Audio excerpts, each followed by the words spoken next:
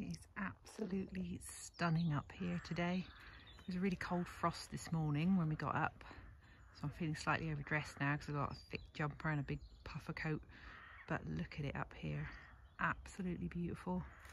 You would not believe that we're about 5 weeks away from Christmas. It's absolutely gorgeous.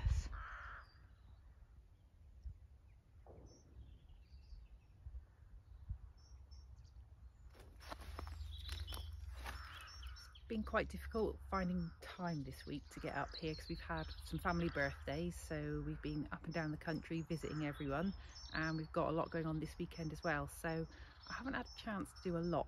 But what I've been doing is thinking about that raised bed that's empty and how we're going to fill it and fill it for free. So we've been out collecting loads of leaves, chopping them all up, and I'm going to use that as the basis for this empty raised bed. And I'm going to put a load of compost that we've already got up here, that was here when we arrived, so we're going to sprinkle that across the top, and that's about all we're going to have time for this week. The other thing I've been doing is really thinking about what we're going to grow in the spring, so I'm starting to think about what I'm going to put in each bed and how we're going to plan everything out.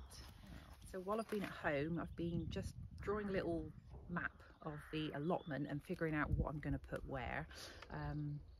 So yeah, I'll show you a little clip of that later on, what we've come up with. Anyway, I better get on and fill these beds now.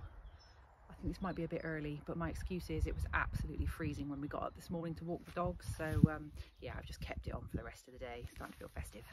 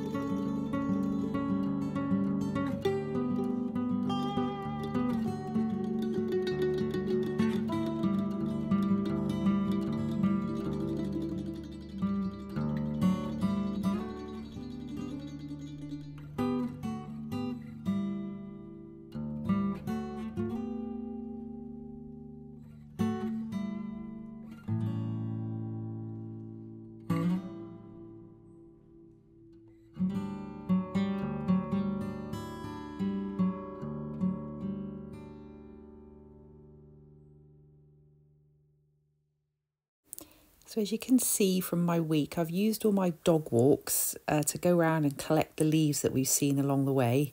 I followed a tip that someone else gave me, which is to cut the leaves up nice and small because that will help them to decompose quicker. So did that in the garden, and I found I had enough to pretty much fill the bottom of the bed. It wasn't quite deep enough, so after digging around in the compost bin there that was left by the previous allotment holders, I had enough to more or less fill it, and this is what it looks like when I finished. This was all the material I had, and I feel like I did quite well. The aim was to try and fill this bed as cheaply as possible using what I have, and I managed to do it. So I'm going to move this empty bin up to the other end where I've got the pallet bins, and then along the left hand side of the allotment here, once I've cleared it, I've got two long, low, not a polytunnel, that's far too grand, but I'm going to pop those there.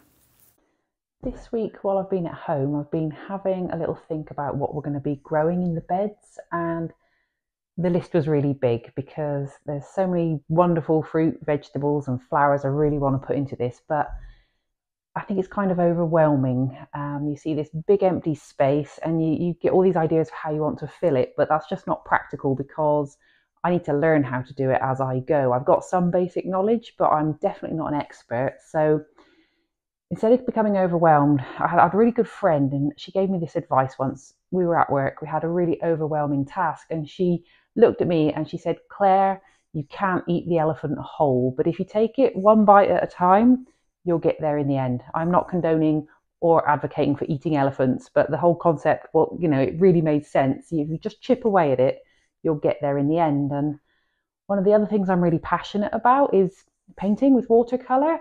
And 2 years ago, I decided I was going to learn to do this. I wanted to do it all my life. And when I put that piece of A4 paper in front of me, I was completely overwhelmed, absolutely terrified to put pencil to paper to make any kind of marks. And so I listened to my friend's advice, you can't eat that elephant whole. And I took the piece of paper and I just ripped it up into small pieces. And I started off with one very tiny painting. It was a YouTube artist, Crimi Trent is her name.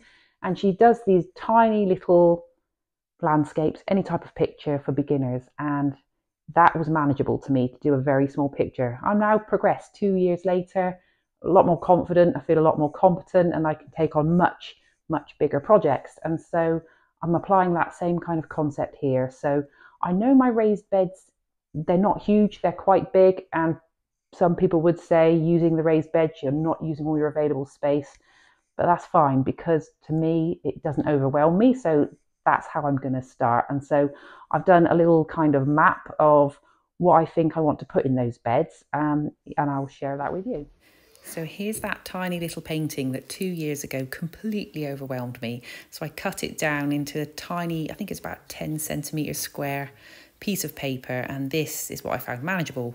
But because I've learned and progressed and practiced consistently over the last few years, this is what I'm working on now, and this is by a fabulous artist called Showell. She's also on YouTube, and I highly recommend anyone that wants to learn, have a look at her work. It's absolutely fabulous. It fuels my passion for flowers and for painting.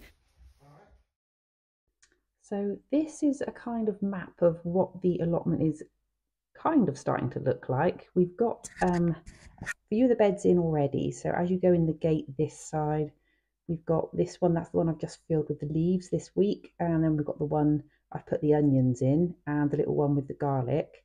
So on the other side, this is where I want to put the little low poly grow houses that I've got. And in there, we're going to go for some tomato and basil because we eat that all the time. And we're going to have a go at some sweet peppers and chilies. I've got to keep my eye out on some of these second-hand sites because I want to get myself a greenhouse and a shed because there's no way of capturing water at the moment and there's no running water, so that's going to be really important.